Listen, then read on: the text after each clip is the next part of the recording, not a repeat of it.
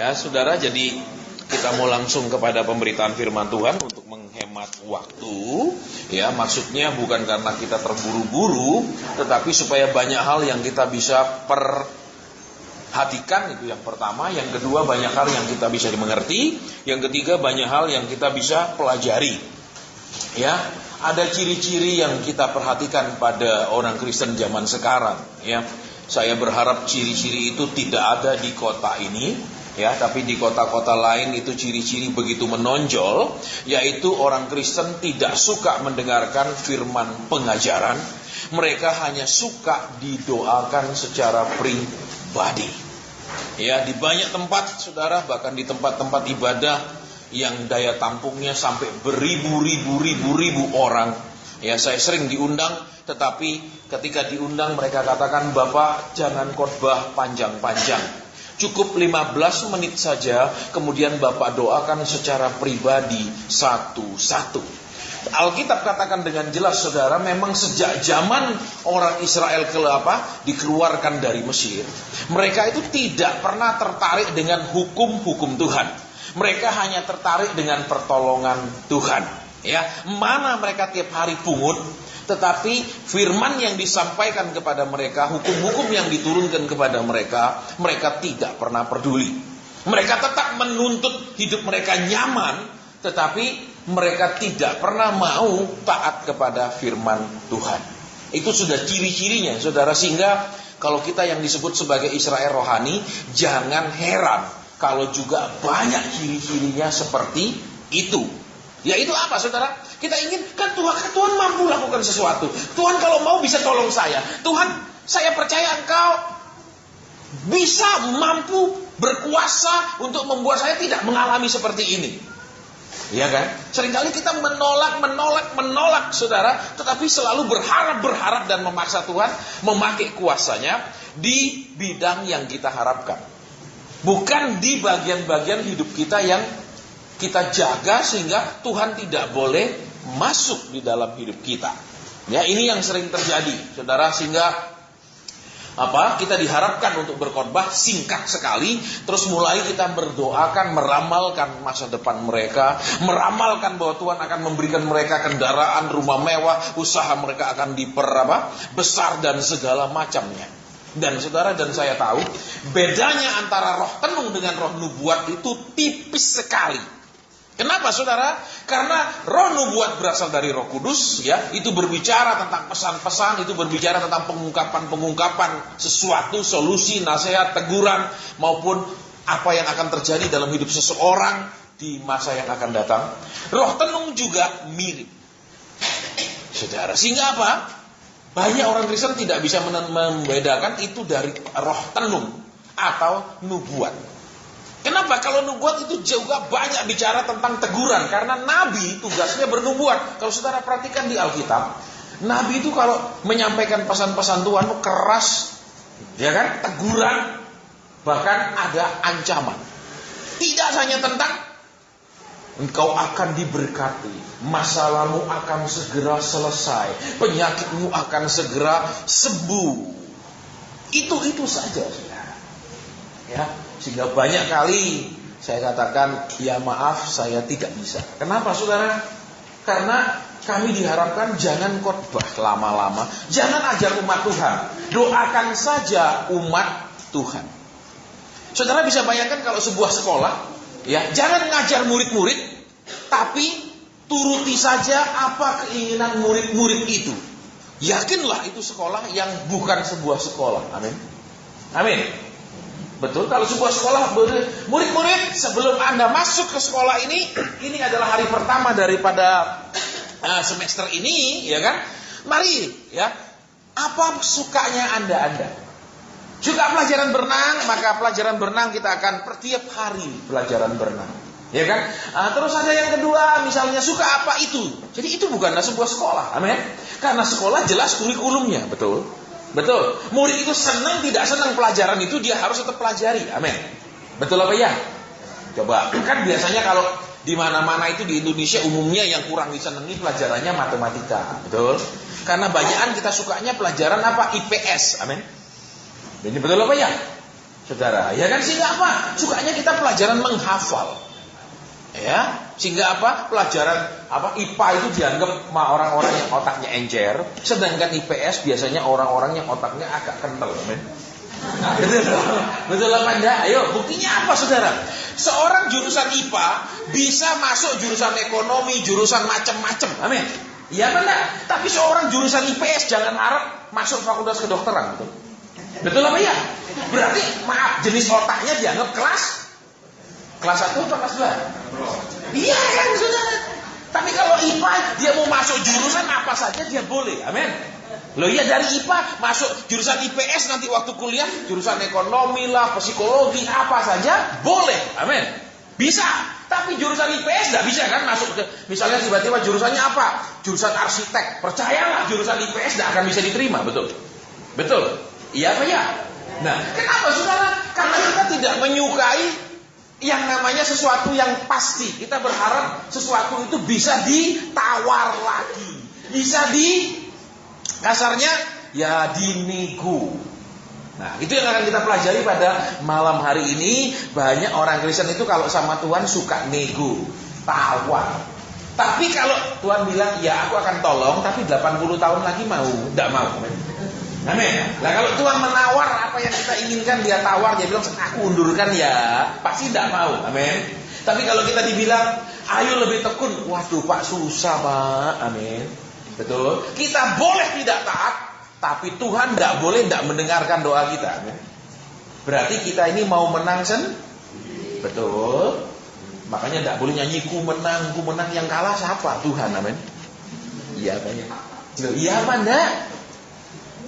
Aku boleh tidak setia, engkau harus tetap menangi diri. Iya dong. Aku boleh tidak taat, tapi engkau harus genapi firman-Mu dalam hidupku, ya kan? Lama-lama Tuhan ngumpulin malaikat, nanya, malaikat menurut kamu aku itu apa sih? Ya engkau Tuhan, tapi kok diperlakukan gitu sama anak-anakku, amin? Ya paling malaikat bilang, iya Tuhan, kau kan maklum, amin? Ya salahmu dulu milih anak-anak setan jadi anakmu, amin? Betul. Loh, Tuhan cuma punya anak satu namanya Yesus, terus pengen punya anak lagi banyak-banyak kita ini loh. Kok diam? Iya apa iya? Kok diam begini, saudara ya? Biasanya Kristen itu begitu dia kena hatinya. Tapi kalau Tuhan akan memberkatimu, yes, betul. Tuhan akan mengangkat, ya wah. Dia kalau Tuhan yang kerja bakti dia akan aminkan. Tapi kalau dia harus berubah, tak tangking, amin. Ya kan? Ini saudara, makanya Kristen itu ya dari dulu tidak pernah ditetapkan sebagai mayoritas. Ingat. Kenapa? Ketika Kristen itu minoritas di zaman kerajaan Romawi, mereka punya kuasa, betul? Mereka punya kesaksian yang dahsyat. Tetapi kemudian sudah Kaisar Konstantin bertobat, ya kan, lewat ibunya, dijadikan agama negara, terus hilanglah kuasanya. Hilanglah kuasanya. Saudara, makanya jangan bilang, kami percaya bangsa ini akan 90% Kristen. Tidak ada di Alkitab menjanjikannya. Kita hanya bilang, nanti sebelum Tuhan datang, semua bangsa akan sudah mendengarkan Injil. Itu saja, bukan jadi mayoritas. Kenapa orang senang menjadi mayoritas?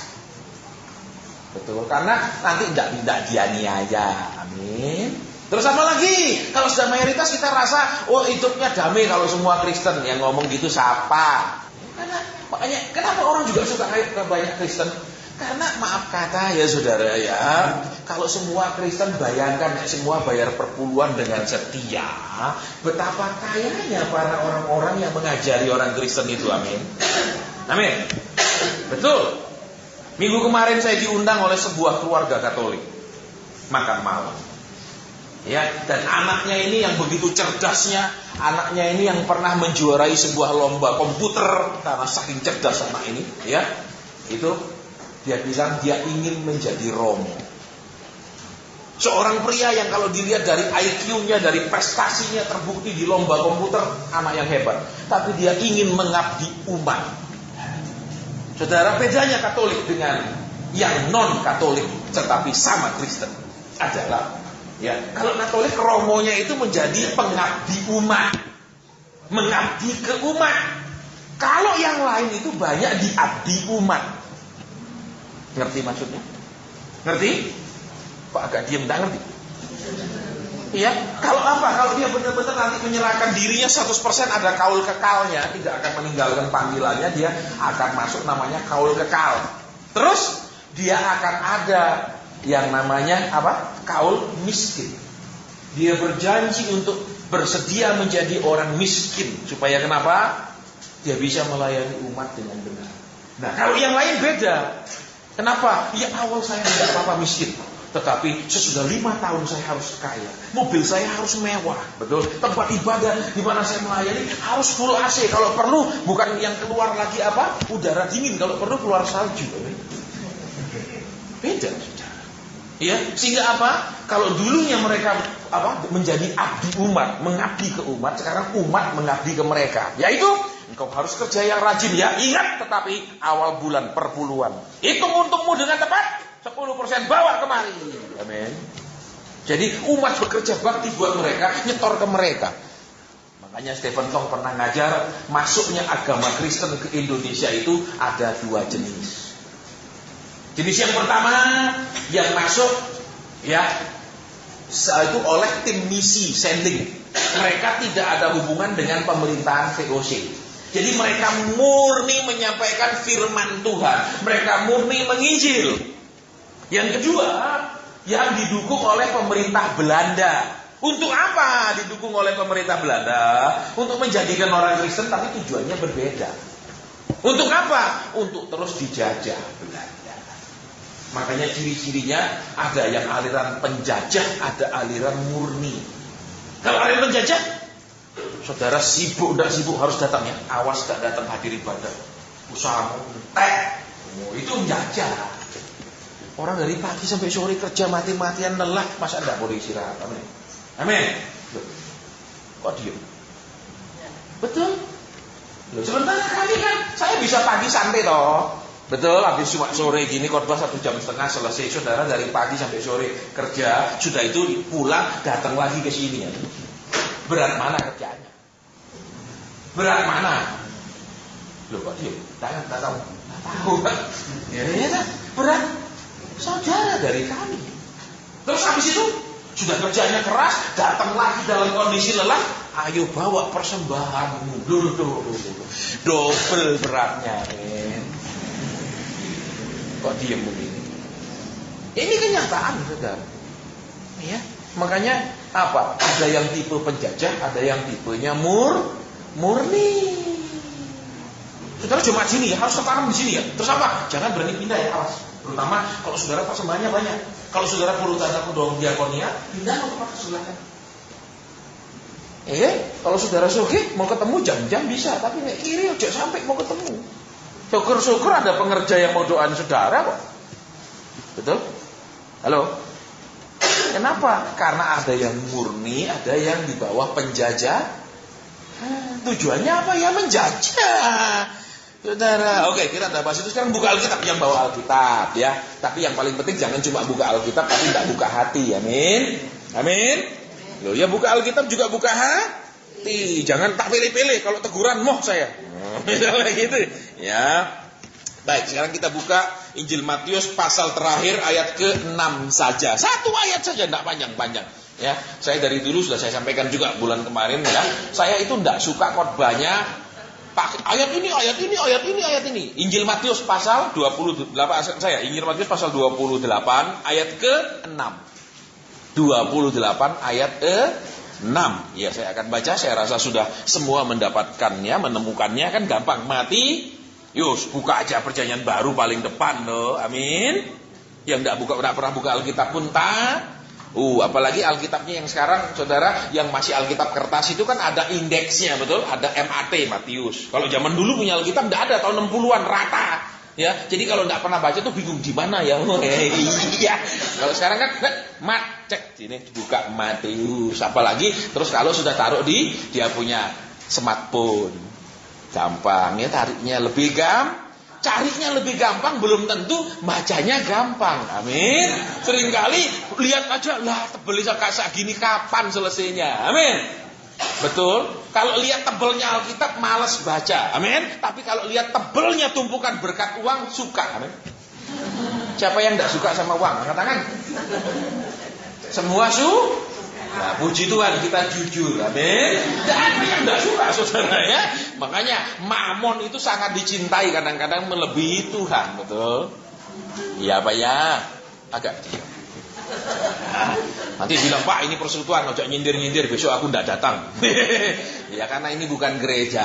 Kita kurang tidak peduli saudara datang atau tidak, saya mau bilang. Ya, dan kita tidak pernah akan jadi gereja sampai Tuhan Yesus datang. Jadi jangan khawatir. Kami tidak pakai akal-akalan, kumpulin sih, terus besok tiba-tiba berdiri gereja. Terus apa khotbahnya mulai beri, tabur. Pemakaiannya kabur. Pertanggungan jawabnya ya kabur juga, tidak jelas. Amin. Ini kenyataannya begitu saudara. Baik, sekarang sudah ketemu semua? Saya akan baca. Ia tidak ada di sini, sebab ia telah bangkit sama seperti yang telah dikatakannya. Mari lihatlah tempat ia berbaring. Sekarang lihat, ia tidak ada di sini. Tadi saya bingung saudara, waktu Tuhan kasih saya ayat ini, saya diam lama sekali depan duduk saya, ini ayatnya apa maksudnya? Tuhan, dia tidak ada di sini. Ya, nah sekarang kita lihat. Ya, sesudah Yesus mati kan, hari Sabat kan orang Israel itu tidak boleh pergi jauh. Ya kan? Betul, tidak boleh pergi jauh. Sehingga apa? Mereka itu semua harus diam di rumah. Jadi wanita-wanita yang cinta Yesus, yang dulunya dekat sama Yesus, beberapa hari sebelumnya masih bersama Yesus, sekarang Yesusnya mati. Terus apa? Walaupun dia mati, mereka rasanya apa? Tetap tidak bisa jauh, tetap ingin dekat walaupun itu mayat. Tolong diperhatikan ya, dan saya sudah pernah khotbah tentang hal ini. Banyak orang Kristen ya tidak punya iman dan cinta kasih kepada Tuhan seperti wanita-wanita ini. Dia mencintai mayat yang tidak bisa buat apa-apa. Dia mencintai mayat yang kaku. Betul? Loh, kalau orang sudah mati 3 hari bisa digerak-gerakkan lagi tidak tangannya, badannya? Tidak bisa, sudah kah? Nah, tapi dia tetap cinta. Dia datang. Orang Kristen sekarang, Yesusnya sudah bangkit, berkuasa, bisa lakukan apapun, jarang mau datang. Amin. Datangnya cuma waktu zuzat. Loh, agak diam. Ya apa enggak? Coba katakan kiri kananmu, betul. Iya, sekento nek ngomong gitu, betul? Ya walaupun itu fakta. Karena kenapa? Ibadah jangan nyinggung orang, Pak. Loh, firman dengan jelas mengatakan firman itu untuk menyatakan kesalahan. Berarti apa? Ditunjuk salahnya di mana toh? Betul? Tidak ada firman itu untuk memperbaiki ekonomi. Amin. Tidak ada toh? Betul, ada tulisnya gitu. Firman itu untuk memperbaiki ekonomi. Betul, meningkatkan gaji. Ada? Tidak ada. Untuk menyatakan kesalahan, mendidik orang dalam kebenaran. Zaman sekarang beda. Firman itu untuk apa? Jadilah kaya. Betul, diberkati. Loh, kebalik. Amin. Tidak bilang amin karena berharap begitu. Baik, kita lanjutkan. Ia tidak ada di sini. Lihat saudara. Sekalipun Yesusnya mati, buat orang-orang yang mencintai dia itu, cinta tidak tergantung dia bisa buat apa kepada mereka. Tetap cinta. Nah kalau orang Kristen, ku mau cinta Yesus. Tapi kalau lama tidak ada perubahan, rasanya ampang, hambar sama Loh, iya apa iya sih? Apa saya sendiri yang dulu pernah merasakannya? Lama tidak tertolong, keadaan ya sama saja, hidup ini ya tidak ada kemajuannya. Ya hari demi hari ya begitu-gitu saja. Rasanya ampang saudara sama Yesus. Saya pernah ngalami. Ya, saya tidak dengar saudara bilang amin, berarti saudara tidak pernah ngalami, betul? Betul? Agak diam. Ya, ada juga dalam hati, oh lebih parah Pak. Amin. Oke, kita lanjut. Ya, tapi wanita-wanita ini tetap ingin walaupun kalau saudara baca di ayat yang lain dikatakan mereka pergi ke kubur, tapi mereka bertanya, siapa yang akan menggulingkan batu itu, betul?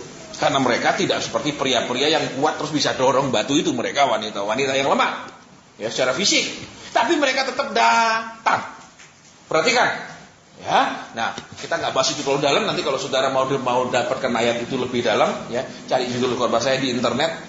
Kasihnya Maria Magdalena, itu judulnya. Ya, bagaimana Yesus mati pun dia tetap cinta. Yesus tidak bisa bergerak pun, Yesus tidak bisa buat apa-apa pun tetap cinta. Kalau kita,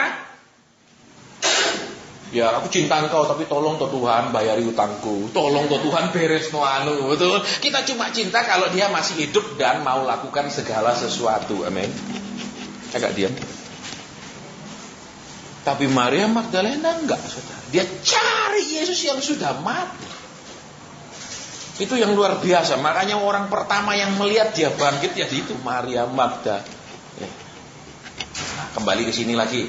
Dia tidak ada di sini. Jadi ketika mereka pergi, Alkitab bilang apa? Malaikat dia tidak ada di sini. Berarti apa? Sekalipun mereka mencari dia, mereka tidak menemukan dia di tempat yang mereka sangka dia masih ada. Amin. Itu dulu intinya. Sekarang dia, saudara dan saya kan sering cari Tuhan, aku punya masalah, anakku kayak gini, mencari Tuhan dong. Tuhan, aku punya ekonomi kayak gini, aku datang kepadamu, mencari dong. Tapi kalau jawabannya dia tidak ada di sini, kenapa dia tidak ada? Perhatikan. Sebab ia telah bangkit sama seperti yang telah dikatakan. Berarti apa saudara? Sekalipun saudara dan saya mencari Tuhan, yang akan saudara temukan adalah apa yang dikatakannya. Artinya, banyak orang cari Tuhan, berdoa, berpuasa, tetapi saudara tidak akan temukan dia, karena dia hanya akan ditemukan seperti yang dia katakan. Tolong perhatikan ayat ini, saya ulang lagi dengan jelas ya. Sama seperti yang telah dikatakannya. Berarti apa? Saudara perhatikan, kita tidak akan menemukan dia seperti yang kita bayangkan, yang kita inginkan, yang kita harapkan, di tempat yang kita tahu dia ada di situ dulunya sebelumnya. Dia dikuburkan. Ya, saya ulang kembali supaya ini kita tangkap benar-benar pengajaran ini. Ya, kita berdoa, kita mencari dia, kita berharap dia tolong, kita berharap dia bertindak, tapi dia tidak ada di situ. Kenapa dia tidak ada? Karena dia sudah mengatakannya, 3 hari lagi aku akan bangkit. Berarti apa? Ketika saudara dan saya mencari dia, saudara dan saya hanya akan menemukan dia seperti yang dia telah katakan. Itu yang akan terjadi. Artinya, kita berdoa seringkali tidak ada kuasanya. Karena kenapa Alkitab bilang? Berdoalah dengan tekun. Kita tidak berdoa dengan tekun. Kita selalu cari pendeta dukun. Kenapa pendeta dukun? Tidak usah diajarkan kebenaran. Yang penting saudara datang dan didoakan. Saya banyak orang konseling ke saya, mereka bilang, Pak, saya sudah didoakan, sudah dinubuatkan, sudah sekian tahun, Pak, tidak ada sesuatu yang terjadi. Ya salahmu tuh.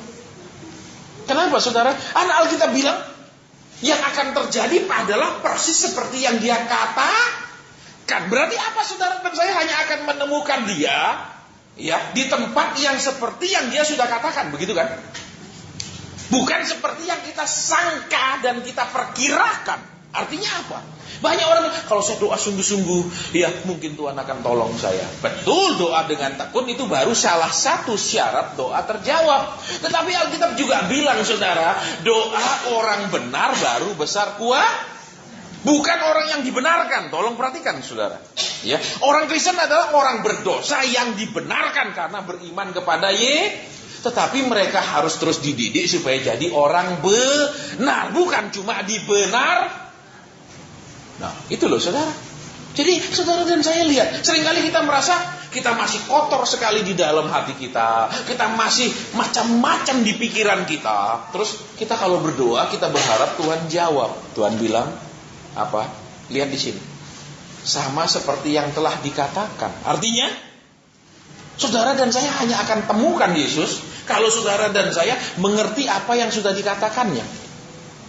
Artinya, Alkitab katakan dengan jelas, ya kan? Doa orang benar, doa orang berarti apa? Tidak hanya sekedar maju didoakan oleh pendeta-pendeta yang punya karunia, pendeta-pendeta yang punya kuasa mengoyok-ngoyok Tuhan, ayo jawab anakmu cepat sana. Kenapa? Anakmu janji komisi, ayo. Misalnya, Pak, saya mau jual rumah, nanti kalau terjual tenang Pak, saya tidak lupa. Terus kita datang ke Tuhan, Tuhan ayo kirim pembeli. Tuhan bilang otakmu cuma cari komisi, ya men. Ya toh? Saudara lihat ayat ini dari sangat sederhana. Dia katakan apa? Mereka mengira dia masih di kuburan. Tapi Alkitab bilang, dia telah bangkit sama seperti yang telah dikatakannya. Berarti apa? Hanya yang telah dikatakan yang akan terjadi. Bukan seperti yang saudara dan saya harapkan, tapi seperti yang Tuhan katakan. Jadi apa, saudara? Ya, banyak orang bilang, Pak, saya tidak butuh nasihat. Saya rasa saya sudah bertobat. Terus doakan saja saya. Tidak bisa. Kenapa, saudara? Alkitab dengan jelas katakan, ya, di dalam kitab Mazmur 103 ayat 3, tak usah dibuka, ya. Dia yang mengampuni segala dosamu dan yang menyembuhkan segala penyakit. Berarti apa? Segala penyakit. Penyakit di keluarga apa? Salah paham, pertengkaran, tidak sehati, egois. Itu penyakit di keluarga. Amin. Amin. Suami istri, betul apa enggak? Penyakitnya begitu. Iya dong. Terus apa lagi? Entah suami pelit, istri pelit, tidak tahu dong, macam-macam. Iya dong. Penyakit di keluarga. Amin. Terus apa? Penyakit sama anak. Orang tua mungkin terlalu keras, terlalu menguasai, terlalu ortodok, harus tunduk. Pokok anak, kamu anak. Betul? Pendidikanmu seberapa tinggi, kamu anak. Loh ya memang dia anak, faktanya tidak bisa jadi bapak, tidak bisa kebalik, betul? Terus karena dia merasa, ini bapakmu, ini yang pengalaman. Kamu biar setinggi apa sekolah, kamu tetap anakku. Berarti pokok tetap nurut. Minggu kemarin saya melayani satu keluarga, ya, sepasang suami istri yang anak-anaknya semua di luar negeri. Ya, dia katakan, Pak, anak saya seperti gini. Saya katakan, iya Pak, memang anak-anak itu masih muda, tetapi mereka kan semua pendidikan tinggi, karena semuanya tamatan luar negeri, bahkan bukan S1 luar negeri, sudah S2. Ya, terus, tapi kan dia tetap anak saya. Walaupun dia sekolahnya tinggi, dia kurang pengalaman. Betul, bapaknya kan pengalaman kampung, betul? Iya apa enggak? Loh, anaknya kan masih muda sudah di luar negeri, betul? Bapaknya sudah tua baru pernah ke luar negeri, amin. Loh, iya apa enggak? Iya apa enggak? Iya tuh, dulu bapaknya mungkin maaf, jaga toko pakai kaos cap kodok. Betul, enggak pernah pakai kaos yang bagus, amin. Terus apa? Enggak pernah makan makanan luar negeri, makanannya cuma dalam negeri toh, amin, makanan desa.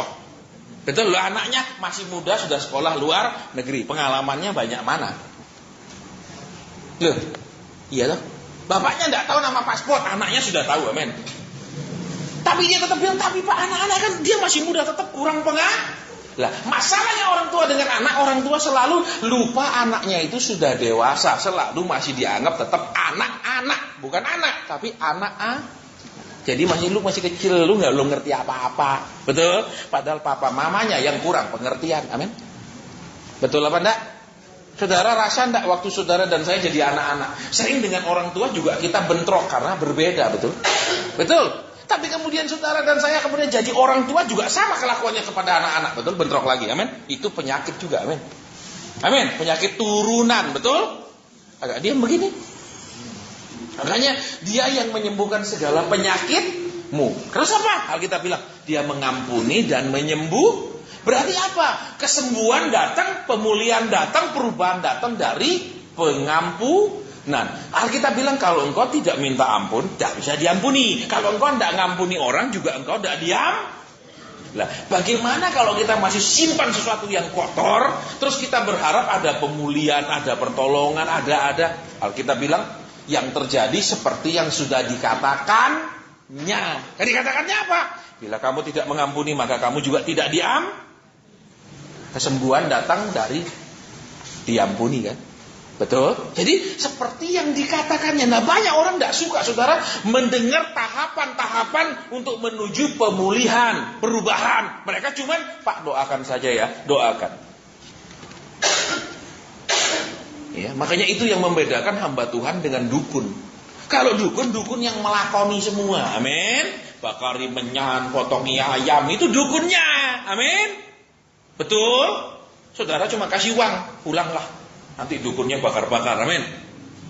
Nah, kalau kami hamba Tuhan, enggak.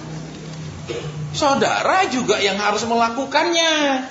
Jadi jangan dikit-dikit, Pak, bantu doa. Betul? Loh. Halo. Sudah doa, sudah berapa jam? Ya, 15 menit. Saudara, seorang ibu kalau bikin maaf nasi goreng pagi untuk cuma 5 orang, nggak usah kumpulkan 12 pembantunya di rumah suruh bantu. Amin. Amin.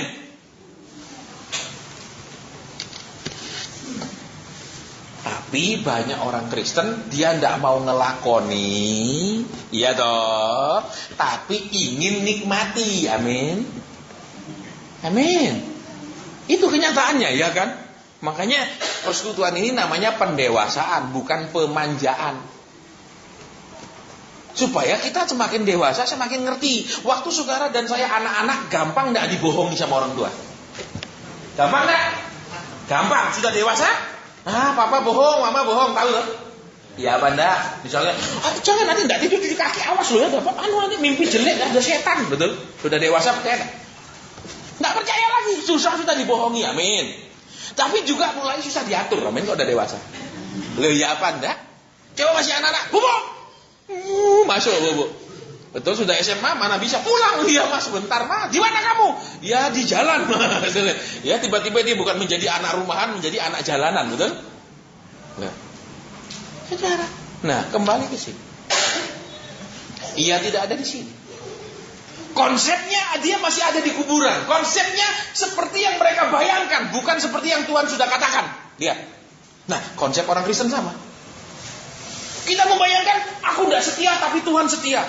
Betul, dia tidak bisa mengingkari janjinya. Jadi, bagaimanapun hidupku, dia tetap akan menggenapi janjinya. Amin. Cek enak ya. Saudara dan saya, ketika saudara dan saya beribadah, rajin bayar perpuluhan, nyumbang. Tapi terus kemudian apa? Kita berpersepsi kalau dia sudah hidup benar, dia sudah menyumbang, dia sudah bayar perpuluhan, semuanya baik. Ingat ayat ini. Yang akan terjadi adalah seperti yang dia katakan. Yaitu apa? Saudara dan saya akan mengalami ujian, pencobaan, pemurnian, dan lain-lain. Tidak ada, saudara. Pokoknya engkau datang di ibadah kami, kak percaya setan akan minggat dari hidupmu seumur hidupmu. Tidak ada. Amin.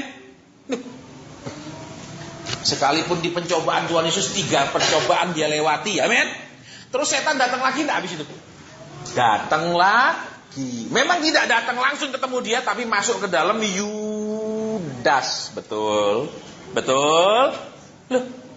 Jadi apa? Jangan berpikiran kalau saya sudah jadi orang Kristen, terus saya sudah jadi anggota gereja, terdaftar di gereja walaupun belum tentu terdaftar di surga. Amin.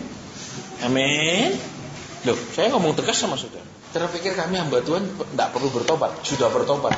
Perlu juga tiap saat bertobat. Contohnya, dia jemaat, ini sama ini, ini duitnya akeh ini sedikit. Terus, ayo kalau mau yang ini mau datang saya bisa ada waktu. Kalau yang ini pengerja. Nah, itu juga perlu bertobat. Iya, itu kami juga perlu bertobat setiap saat. Terus apa? Lihat jemaatnya mulai banyak, tiap bulan katakan penghasilannya. Kalau dulu kami gembel, terus supaya banyak orang datang kami khotbahnya yang gombal-gombal, terus sekarang kami kebul. Iya dong, maka kami akan khotbah yang enak-enak supaya jemaat tetap datang dan tetap membayar, tetap memberi. Juga perlu bertobat. Kenapa? Tetap berani nyampaikan yang Tuhan punya mau.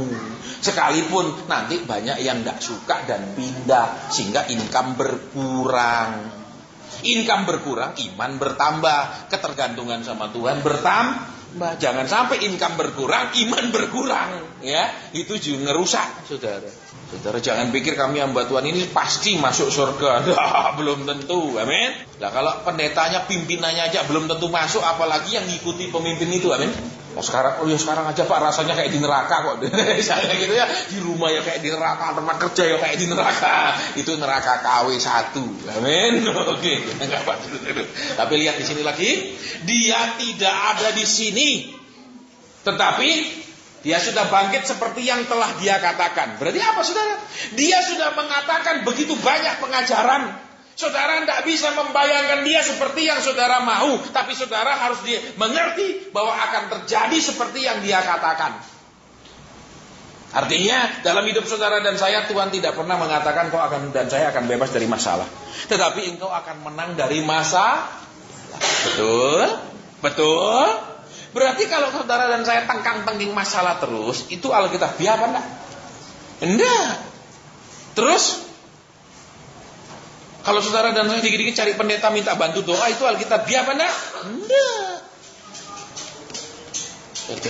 Ya, makanya bertahun-tahun saya melayani, kemudian saya dapatkan saudara jalan tengahnya dari sebuah pelayanan. Apa? Kadang saya sampaikan pesentuhan, orang itu tidak lakukan. Saya sampaikan pesentuhan, orang itu tidak lakukan. Tapi orang itu terus-menerus ingin didoakan. Lama-lama saya pelajari berpuluh tahun. Akhirnya saya buat sebuah peraturan. Kalau saya sudah sampaikan pesentuhan ke orang itu belum melakukan, saya tidak mau layani kembali orang yang sama kalau belum melakukan pesentuhan. Tidak peduli dia sekaya apa, buat saya nggak ada urusannya. Ya. Kenapa? Karena kami sudah dididik oleh Tuhan bukan di sekolah Alkitab. Kami dididik oleh Tuhan lewat proses demi proses. Saya pernah merasakan tidur di atas kertas koran, pernah. Ya, saya pernah rasa tidur di atas koran, saudara. Bukan di atas kasur, di atas koran bekas. Saya pernah rasa. Saya pernah merasakan dompet yang tidak ada isinya, 100 rupiahan pun tidak ada dalam jangka waktu bertahun-tahun saya pernah. Terus sudah dididik Tuhan untuk bersikap benar terhadap keuangan. Bahwa berharapnya ke Tuhan, bukan berharap ke manusia. Sering di dalam pelayanan di kota lain juga, Pak Asen, itu loh saudaranya Anu ingin ketemu. Saya tanya, pernah hadir nggak pertemuan kita? Nggak pernah, nggak urus. Kalau dia pernah hadir, kami akan urus. Nggak pernah hadir, jangan sebut dia punya, ini adalah adiknya si Anu, kakaknya si Anu.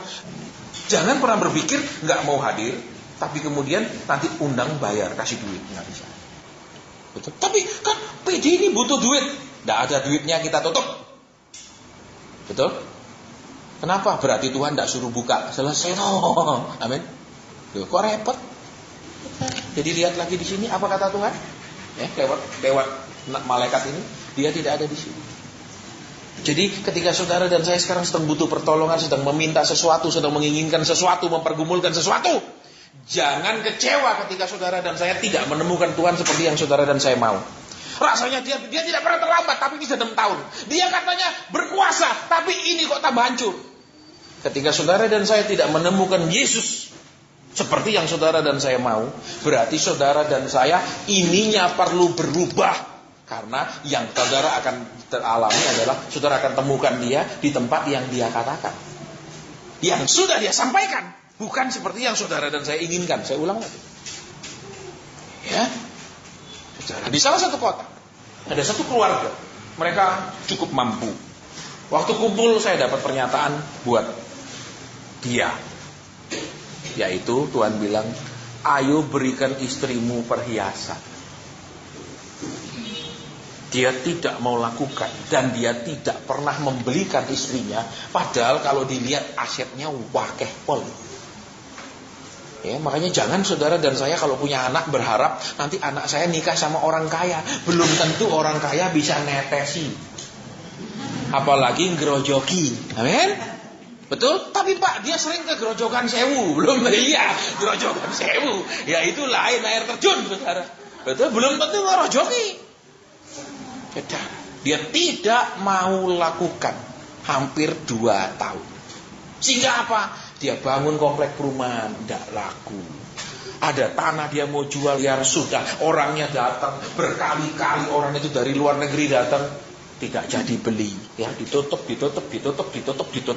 sama Tuhan. Akhirnya dia ngomong, ya sudahlah saya nurut. Ya sudahlah saya, berarti nurutnya karena terpaksa. Itu beli no istri loh saudara, bukan beli no pembantunya. Betul? Justru kita curiga kalau membelikan pembantunya, kan? Gitu, betul saudara? Iya. Kalau istrinya kan berarti saya, kayak pembantunya berarti ada sesuatu. Itu oke. Ya, udah ngerti, saya nggak usah jelaskan, kita orang dewasa, amin. Terus berapa hari lalu istrinya SMS saya, Pak, ruko-rukonya sudah laku. Kenapa? 2 bulan sesudah dia memberikan istrinya yang Tuhan suruh, Tuhan mulai bertindak. Saudara dan saya seringkali tidak mau taat, tapi mau Tuhan yang taat. Amin. Betul? Makanya perempuan-perempuan ini tidak menemukan dia di tempat yang mereka sangkakan dia ada. Dia tidak ada di sini, kata malaikat. Kalau saudara dan saya mau ketemu sama Yesus, menemukan pertolongannya, menemukan jawabannya, kuasanya, campur tangannya, dan lain-lainnya, dengarkan apa yang dia sampaikan. Pengajarannya itu yang didengarkan, bukan janji-janjinya. Ya, saya pernah mendoakan seorang pejabat. Saya diundang ke pendopo. Kemudian kita berdoa. Tuhan ngomong, Bapak, di kantor Bapak di lantai sekian, itu ampuni orang. Iya, itu lawan politik saya. Karena dia juga ambisi menjadi wali kota. Saya katakan, Bapak nggak boleh dendam sama dia. Bapak ampuni dia. Bahkan kalau perlu, Bapak angkat dia lagi di posisi yang lebih tinggi. Dia mau mendengar pesan Tuhan. Dia angkat orang itu, bukan dia injak karirnya, dia angkat lagi. Apa yang terjadi? Orang ini dia langsung diangkat, bukan senang. Saya mengundurkan diri, Pak. Jadi justru diangkat lebih tinggi, dia malah mengundurkan diri. Ketika saudara dan saya melakukan seperti yang dia telah katakan, maka saudara menemukan dia. Jadi saudara hanya akan menemukan Yesus kalau saudara dan saya mendengarkan apa yang dia sudah katakan. Lihat. Banyak orang tidak suka dengar pengajaran Tuhan. Harus bagaimana jadi orang Kristen, pengikut Kristus. Tapi selalu berharap menemukan pertolongan, menemukan jawaban, menemukan segala-galanya. Tidak ketemu. Alkitab bilang dia tidak ada di sini. Perhatikan di sini. Seorang pengusaha. Saya pertama ketemu dia, Tuhan bilang, berhenti bantu menantumu terus-menerus. Dia tetap bantu. Kalau saya tidak bantu, gimana anak perempuan saya yang jadi istrinya dia? Gimana cucu-cucu saya? Saya bantu terus. Dia bantu terus-menerus. Beberapa bulan lalu pun saya dengar, ini menantu tidak pernah berubah, bikin utang terus-terusan, bikin lagi terus. Bukan ditolong berterima kasih dan berubah, justru karena ditolong semakin berulah. Karena kenapa? Aku utang nanti mertuaku bayar, Dia seperti itu terus. Jadi tugas saudara dan saya belajar apa yang Yesus sudah katakan, belajar firman Tuhan, ngerti. Jangan dia dikubur di situ, pergi sana nyari dia. Lupa dia sudah bilang, aku cuma 3 hari dalam kubur, amin. Betul? Terus bangkit aku di dalam gua itu lagi, di manusia gua, begitu? Enggak toh, dia pergi, amin. Nah, berarti tugas saudara dan saya, ayo lebih mengerti firman Tuhan, supaya saudara menemukan Yesus. Karena kalau saudara tidak mau mengerti hanya sebagian yang saudara dan saya ambil, saudara dan saya tidak ketemu. Engkau hanya dan saya akan menemukan Tuhan seperti yang dia sudah katakan, bukan seperti yang saudara dan saya harapkan di luar firman Tuhan. Dengar ini. Ya, banyak orang ingin membypass firman Tuhan. Banyak orang tidak mau dengarkan jalan-jalan Tuhan, tapi ingin mencapai hasil-hasil. Tidak akan terjadi. Betul? Jangan pernah berharap Tuhan bertindak di luar firman-Nya. Jangan pernah berharap nego-nego sama Tuhan, tidak taat. Ya, kami bukan orang-orang yang punya kekuatan supranatural. Kekuatan kami cuma firman Tuhan. Kekuatan kami cuma iman bahwa yang Tuhan katakan itu yang akan terjadi. Bukan suruh doa-doa mengubah keputusan Tuhan. Sama seperti banyak ibu-ibu, Pak Asen tolong doakan suami saya tidak percaya Tuhan. Loh, dulu nikah ibu sudah percaya Tuhan, sudah. Loh, kok nikah sama orang belum percaya Tuhan? Iya, tapi tolong doakanlah, itu kan cari perkara. Amin. Loh, sudah tahu dia belum percaya Tuhan, diajak nikah, mau. Terus doakan dia supaya percaya, doakan dia. Ngapain mikul beban, betul? Nek itu ada batu sana, saudara tidak usah disuruh angkat, ngapain angkat-angkat batu itu, betul? Gobloknya setengah mati. Ya banyak gitu, banyak saudara. Soalnya saya cinta dia, Pak. Lu cinta dia, doa sendiri, jangan libatkan saya. Sembarang. Betul, kadang ini yang batuan disuruh kayak apa gitu, saudara sama mereka. Tapi Pak, saya tolong Pak doakan supaya dia percaya Tuhan. Lah kamu sendiri tidak percaya Tuhan kok, betul? Kenapa Tuhan bilang kan gelap sama terang tidak bisa bersatu, kok kamu percaya bisa? Amin. Iya apa enggak? Tapi saya lihat sebelah saya itu loh Pak, pergi gereja bareng-bareng tapi pulang gereja kayak apa itu Pak? Ya jangan lihat contoh yang tidak benar, lihat yang benar, amin. Yang dijadiin contoh yang benar, bukan yang salah, goblok. Kok diem? Tidak ada amin. Kalau bilang amin kami kena sendiri Pak. Gitu. Kenapa? Karena jujur saudara ya, wanita dan pria itu kalau nikah merasa saya yakin dia bisa berubah. Amin. Percaya toh dengan cinta bisa merubahnya, gombal. Cinta Tuhan aja tidak bisa bikin kita banyak berubah, betul? Apalagi cinta kita kepada pasangan kita, amin. Kok agak diam mungkin? Ya. Iya dong. Idealis loh. Ada saya ketemu saudara. Dia nikah dengan maaf, ya, pria yang masih sukanya nonton film cabul, masih suka. Waktu pacaran, saya bilang, Tuhan bilang pacarmu itu masih suka nonton film cabul. Iya Pak. Pacarmu masih ngerokok. Iya Pak. Tapi dia mau berubah. Oh iya. Menurut laki-laki itu saudara, nek belum nikah coba ibu-ibu tahu toh pengalaman manisnya. Loh, iya apa enggak? Apa engkau digalak-galakin waktu masih pacaran? Enggak toh, wah 1.000.000 apa 1.000 janji, amin. Betul, 1.000 janji 1.000 ingkari. Tapi ini sudah nikah mau apa lagi? Nasib. Loh iya apa enggak? Ayo bapak-bapak sini yang datang lihat wajah ibumu yang kau tipu itu, amin. Terus lain aja kita. Betul. Iya, begitu dia masih jadi kita uber, wah, semangatnya berapi-api, cintanya, pengorbanannya, betul? Begitu dia nikah, hari diberkati, hari itu juga istri setengah mati. Iya kan, tidak lama kemudian, amin. Tidak pernah asma dari kecil, masuk pernikahan asma. Ya tuh kayak tadi di radio, Pak saya kena hipertiroid, Tuhan bilang terlalu banyak ngempet gondok. Jadi saudara, iya bener Pak, bener suami saya selalu asal ngomong tengkar lah, ya itu. Iya dong, makanya kalau masih punya anak-anak yang belum nikah, masih ada sisa yang belum nikah, doa no bener-bener, amin. Tuhan jangan buat dia seperti aku atau suamiku, betul? Betul? Iya toh, aku salah milih suami, jangan sampai suami juga salah milih istri, kami dua-dua salah pilih, Tuhan jangan nular ke anak kami, amin. Ya kalau sudah semua nikah ya sudah, ya toh. Kalau ada yang belum, baik, kembali ke sini lagi sedikit. Ya. Mari lihatlah tempat ia ternyata saudara, sekalipun malaikat itu mengatakan dia sudah tidak ada di sini, Tuhan masih memberikan kesempatan. Ayo lihat buktinya, pergi lihat pakai mata kepala sendiri, dia sudah tidak ada di situ. Artinya apa saudara?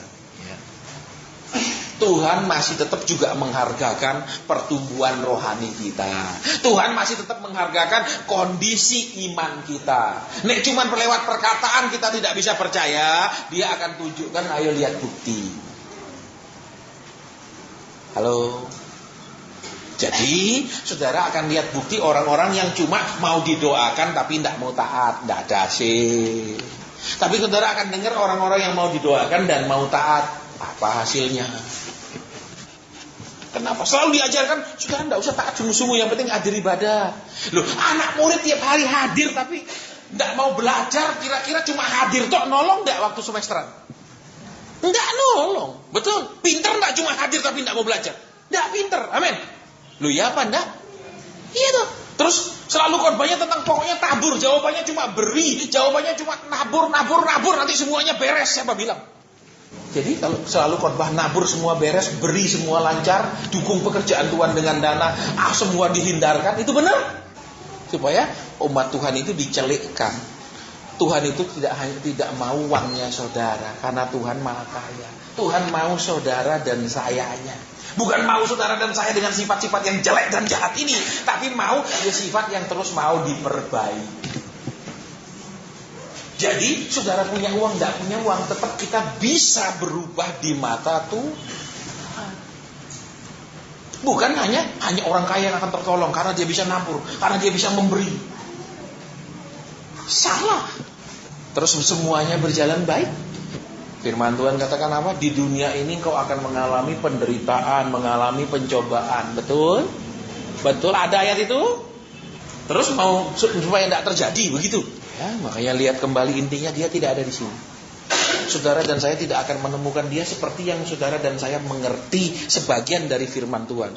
Iya kan? Mereka kan menyaksikan dia mati, betul? Tahu dia dikubur di mana, betul? Tapi lupa dia bilang dia akan Jadi saudara dan saya nggak bisa taatnya separuh, ngertinya separuh. Ayo ngerti lebih dalam lah.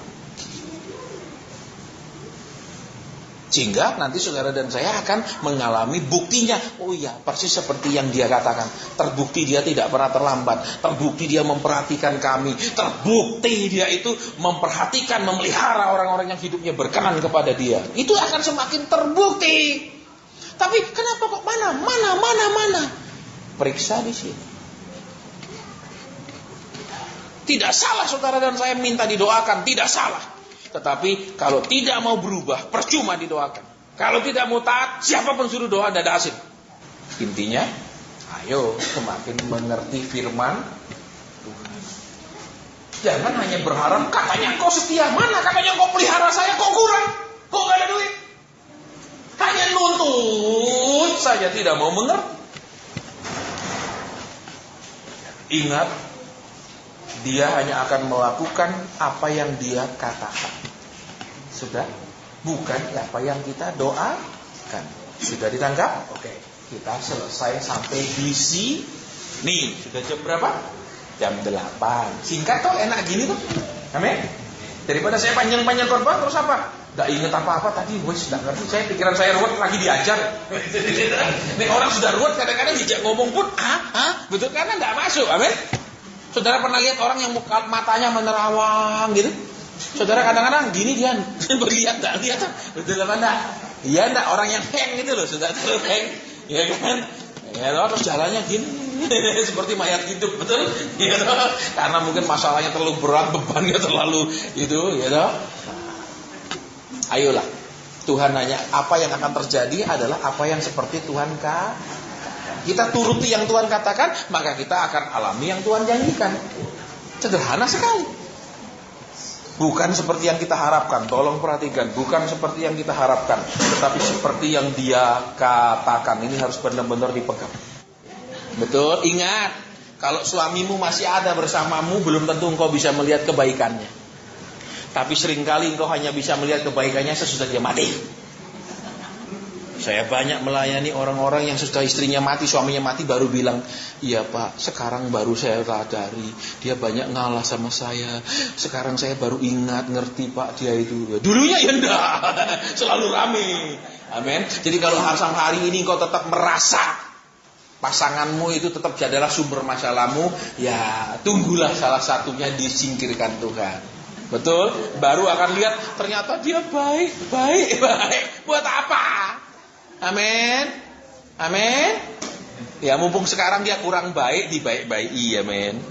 Amin. Loh, kok diam gini? Hati saya sudah tawar Pak, karena makan roti tawar. Ya mulailah hari ini pesan roti manis, amin. Ya itulah makanya saudara ya, kita itu tidak bisa mencintai hanya karena perasaan. Kita harus mencintai karena komitmen kita. Karena perasaan kita berubah tiap saat. Betul? Tapi komitmen tidak boleh berubah. Ingat ya, komitmen tidak boleh berubah. Karena kan dibilang kamu akan menerima dia dalam suka dan duka. Dalam suka yes, amin. Dalam duka tak pikir sih, amin. Dalam kaya dan miskin, dalam kaya oke. Dalam miskin KO. Amin. Loh. Ya loh, saudara. Jadi ini harus hati-hati. Ingat kembali pengajaran hari ini, dia tidak ada di sini. Artinya, jangan terima firman Tuhan setengah-setengah. Jangan mengerti Tuhan setengah-setengah, karena saudara tidak akan temukan dia. Tapi ngertilah, pahamilah yang dia sudah katakan. Yang dia ajarkan, dia sampaikan, itu yang dipegang, maka akan menemukan. Kita berdoa. Bapa surgawi, hamba terbatas menjelaskan firman-Mu, tapi Engkau tidak terbatas membuat kami mengerti sesuai dengan kehendak-Mu dalam hidup kami masing-masing dan sesuai dengan kemampuan kami untuk mengerti. Engkau yang akan menjelaskan lebih dalam. Hamba sangat terbatas. Dan Tuhan, mungkin ada hal-hal yang hendak Engkau sampaikan di tengah-tengah kami. Mungkin ada hal-hal yang hendak Engkau nyatakan di tengah-tengah kami. Kalau ada, silakan. Amin. Saudara, saya mau berdoa bahwa di tengah-tengah kita ada orang yang saat ini masih tetap punya hutang. Saya hutang, Pak. Saya ambil bahan bangunan. Saya kemarin order barang, itu bukan utang dagang, itu bukan hal yang perlu didoakan, saudara. Karena kalau saudara jual dagang, bisnis mesti ada utang piutang. Betul. Tapi ini utang yang memberatkan sekali. Utang yang sangat mengganggu, membebani hidup saudara.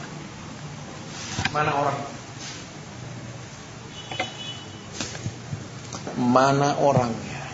Hutang. Kita mau berdoa. Terserah saudara malu, saya nggak doakan, gampang aja. Tuhan suruh saya doakan kalau ngaku, kalau nggak ngaku ya sudah. Tapi kalau ngaku dalam hati, ya nggak tahu saudara. Gimana saya tahu saudara punya utang kalau dalam hati? Amin. Utang. Bukan utang dagang loh, ingat perhatikan. Kalau utang dagang kan saudara ambil barang 1 bulan lagi boleh bayar, ya jangan dibayar tunai, betul? Kalau dikasih 1 bulan istilahnya kredit, ya sudah. Jangan, berarti saya tidak mau utang nih, tak bayar. Ya keliru, itu kan utang dagang ya lain. Amin. Tapi ini benar-benar utang. Berat rasanya hidup dengan utang. Ada lagi? Halo. Saya lagi nunggu. Habis ini tidak ada doa tentang utang, tolong perhatikan. Saya akan semakin tegas, saudara. Tidak ada, saya yang tadi Pak, malu Pak. Tidak ada, sendiri. Habis ini saya pulang. Tidak ada lagi.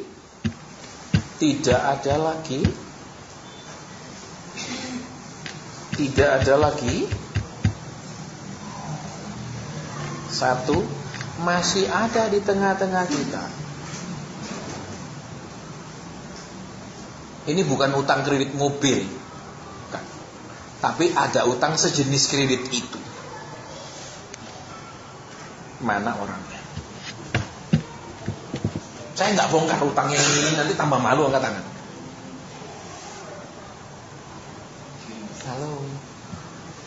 Halo. Ini utang kendaraan. Utang kredit kendaraan, mana orangnya? Terserah. Mau ngaku baik, enggak mau ngaku tugas saya selesai, ya. Enggak ada lagi. Saya sering kayak gitu. Loh, tadi saya tolong berkali-kali. Yakin tidak ada utang kendaraan? Sisa berapa kredit kendaraan itu?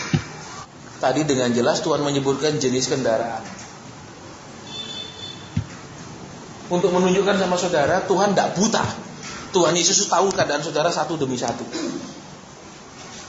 Bahkan merek kendaraannya pun bisa kalau mau tanya. Tuhan, dia utang kendaraan merek apa? Sisa utangnya berapa lama? Bisa ditanya. Kenapa? Yesus itu hidup, saudara. Yesus itu memperhatikan saudara dan saya. Dia Allah yang tahu titik koma. Ya, bukan, saudara yang punya utang maju. Utang apa? Pokoknya maju aja. Berarti Yesus nggak tahu toh. Amin. Oh, saya ada Pak utang budi. Ini ruwet ini. Betul. Ya toh. Kenapa? Dari dulu Pak, saya tiap bulan terima uang dari suami saya, kan utang budi. Amin. Iya toh. Amin. Tuh. Pernikahan itu mahal, saudara. Sudah bayar uang pesta, tiap bulan bayar lagi. Amin. Uang listrik, uang sekolah anak, betul? Ya ada. Oke, sekarang kita mau berdoa. Bapak, ini anak-anakmu yang kau suruh kami berdoa. Kami mau berdoa, Tuhan, kiranya di waktu yang singkat, waktu yang tidak lama, semua kewajiban utang mereka bisa dibayar, semuanya lunas. Mereka hidup tanpa beban utang-utang. Mereka hidup dengan kelegaan dan kebebasan daripada beban hutang, Tuhan. Sehingga mereka hidup dengan pikiran yang bisa lebih tenang, lebih nyaman. Karena tidak ada lagi hutang yang membebani terus-menerus setiap bulan harus dibayar, Tuhan. Dalam nama Tuhan Yesus Kristus. Kami hanya bisa berdoa, tetapi Tuhan sanggup menjawab doa. Dalam namamu kami berdoa dan bersyukur. Ada lagi apa? Iya, hamba melihat Tapi apa maksudnya penglihatan ini? Amin. Saudara, ada anak Tuhan di sini yang ingin merenovasi teras depan rumahnya. Bagian depan rumahnya, bukan bagian belakang. Mana orang? Mana anak Tuhan itu yang ingin merenovasi bagian depan rumah? Dari tadi saya melihat sebuah rumah, saya bilang, saya nggak ngerti Tuhan maksudnya. Tuhan bilang, rehab. Mana orang? Halo? Tidak ada? Tidak ada? Mana anak Tuhan itu kok tuh depannya ini loh, saya mau renovasi. Mana orangnya? Tidak ada? Saya nggak paksa loh ya, saudara. Saya mau lihat uangnya dulu. Uangnya banyak di bank, saudara tahu? Amin. Halo, tidak ada kan? Yakin kan? Satu. Sudah berapa lama ibu ingin merenovasi, merehab depan itu? Rumah itu saya kami punya ide belakang rumah itu, dan rumah tempat kami kerja mau selesai bulan Juli. Kami ada kesempatan pindah di depan 2 tahun, tapi renovasi pun biaya besar karena tidak memungkinkan untuk ibadah. Padahal waktu kami tidak 3. Baik. Saudara tolong perhatikan. Tuhan tahu semua kebutuhan kita. Itu yang sering kali membuat saya kuat lagi ketika melayani. Karena kenapa? Saya melihat sendiri bahwa tidak ada sesuatu yang Tuhan tidak tahu. Jadi jangan bilang Tuhan kan diem aja, kayak tidak peduli masalah saya. Tuhan bilang, aku tahu semua. Cuman engkau tidak mau seimbang. Engkau hanya mau aku tahu masalahmu, tapi engkau tidak pernah mau belajar apa maumu. Kan tidak seimbang. Betul. Coba suami-suami kasih duit istrinya aja tiap bulan tanggung jawab, tapi istrinya tidak pernah mau tahu. Betul. Misalnya suaminya kepingin, misalnya pas mandi disiapkan pakaian ganti, ya mungkin kan ada lain-lain tau. Betul. Atau misalnya pas pagi dibikinin kopi, amin. Ternyata istrinya bilang, Pak, terapi air putih saja. Iya loh, karena malas bikinnya, ya nah, lebih sehat Pak. Di Taman Eden dulu tidak ada kopi. Gitu. Nah ini kan susah, betul. Lama-lama kan juga pegel, kenapa? Aku punya penghasilan semua aku kasih kamu, tapi kamu tidak pernah ngerti mau, pegel juga kan? Betul. Kita aja yang penuh dosa dan kelemahan ini punya harapan dan keinginan. Apalagi Tuhan yang sempurna. Amin. Kalau kita seimbang sama Tuhan, Tuhan bilang apa? Aku mencintai keadilan. Ada ya. Kita ingin Tuhan tahu masalah kita juga harus tahu hati Tuhan supaya adil. Jangan mau menang sendiri. Ya, saya nggak tahu. Ya, ibu rasanya mungkin berat mengangkat tangan karena seorang ibu yang melayani Tuhan. Saya nggak tahu alasannya, dari tadi saya tunggu. Ya. Tapi kita mau berdoa buat kamu. Bisa, kalau Tuhan bilang kenapa nggak bisa? Ingat tadi yang kita baca. Seperti yang Dia telah katakan. Makanya belajar yang Dia sudah katakan di Alkitab itu pelajar. Itu yang akan terjadi. Jangan terus doa tapi tidak mau taat, doa tidak mau dengar pengajaran. Tidak ada hasilnya, saudara. Ya, kita akan berdoa buat ibu ini. Waduh, ini sisa cuma sekian bulan. Sisa sehari aja bisa kok. Ya, kita hanya akan doakan ibu itu. Hanya mau berdoa buat ibu ini juga. Dia pun. Tapi engkau tetap bisa memberkati ibu dengan caramu yang ajaib. Dia katakan waktunya sudah singkat, tapi Tuhan tidak pernah kehabisan waktu. Tuhan tidak pernah terlambat. Dalam nama Tuhan Yesus Kristus. Mungkin ada yang terakhir Tuhan. Amin. Saudara, saya melihat sesuatu yang bentuknya seperti bulu babi. Saudara tahu bulu babi? Bukan bulunya babi. Tapi kalau saudara pergi pantai ada yang seperti mana bulu babi yang penuh dengan duri itu. Pernah tahu? Saya dikasih lihat Tuhan benda itu. Terus saya, apa maksudnya Tuhan? Ada istri di sini yang luka batinnya penuh terhadap siapa? Suami. Bukan anak, bukan mertua, tapi di dalam itu seperti benjol-benjol kayak bulu babi semua karena luka-luka.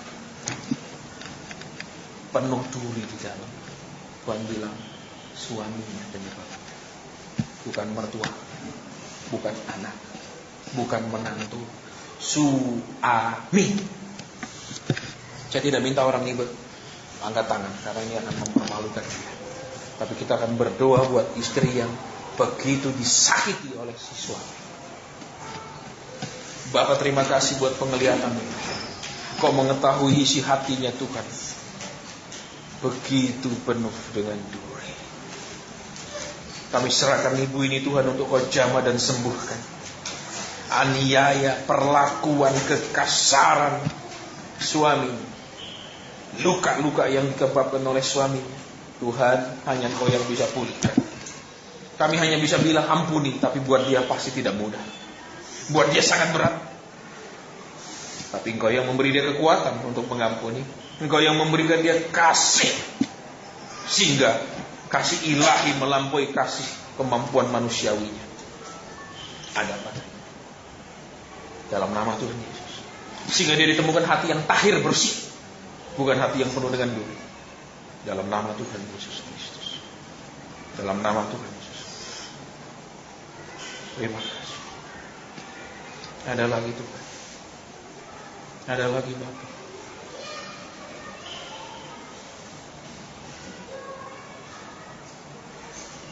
Terima kasih.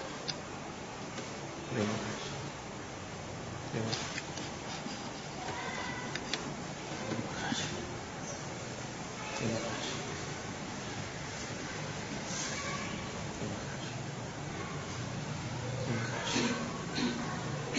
Terima kasih. Terima kasih. Sudah ya Bapak?